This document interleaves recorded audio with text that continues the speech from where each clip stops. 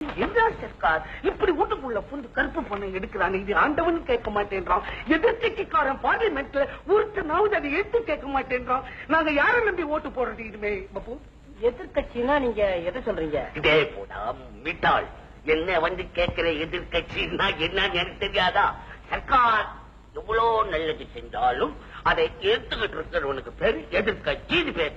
Sir நீங்க என்ன சொல்றீங்க? இப்ப சர்க்கார் சொல்றத எதிர்கட்சிக்காரங்க ஏன் எதுக்கலங்கிறீங்களா? நீ எல்லாத்தையும் எடுக்கிறான், ஏன் இந்த கருப்பு பணத்துல எடுக்காம உட்காந்துக்கிட்டு இருக்கான்? அதாவது சர்க்கார் சொல்றத எதிர்கட்சிக்காரங்களும் ஒத்துக்கிறாங்கன்னு அர்த்தம். சர்க்கார் செய்யறத ஒத்துக்கிறதுக்கு பேரு எதிர்கட்சியா? என்ன பேச்சு பேசுறேடா பப்பூன். அப்போ நீ என்ன நினைக்கிற? உழைச்சி எங்களை சாப்பிட சொல்றியா? உழைச்சி சாப்பிட்டு எவனாவது உருப்பிட்டு இருக்கானா? அவன் ஏதாவது பணம் சேர்க்க முடியுமா?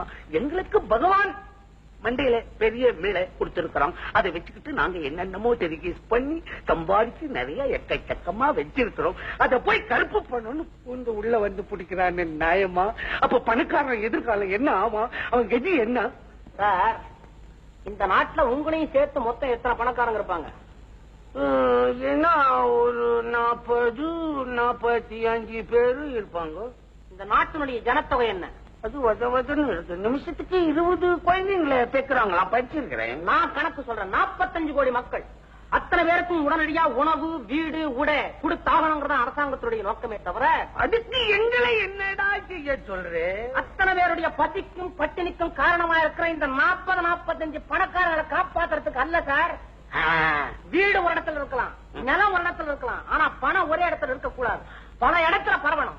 ஏழை மக்களுடைய வாழ்வை வந்து பரிமளிக்க செய்யணும். தொழிற்சாலைகள் உண்டாகணும். இதுதான் சார் அரசாங்கத்துடைய நோக்கமே. முடிவாய் போச்சா? பாருங்க, அரிசி கிடைக்கிறாங்கிறதுக்கு ஜனங்களே உள்ள பூந்து எடுத்துட்டு போனாங்கல்ல, அதே தப்பு இந்த பண விஷயத்துல ஏற்பட்ட கூடாதுங்கிறதுனாலதான் அரசாங்கமே உங்களுக்கு பாதுகாப்பா இந்த ஏற்பாடு செஞ்சு வச்சிருக்கு. என்னமோ பாதுகாப்புன்னு நீ சொல்ற. இது ரிஷிகள் பிறந்த நாடு, முனிவர்கள் பிறந்த நாடு. கருப்பு பணத்தை யாரும் தொடக்கூடாது, அதான் நான் சொல்லுவேன். ஏன் உங்க குரல் குறையுது? நம்ம கிட்ட ஏதாவது கருப்பு பணம் இருக்கா? யாரா சைத்தான் எங்க கிட்ட இருக்கான்னு மெதுவா கேட்கிறே.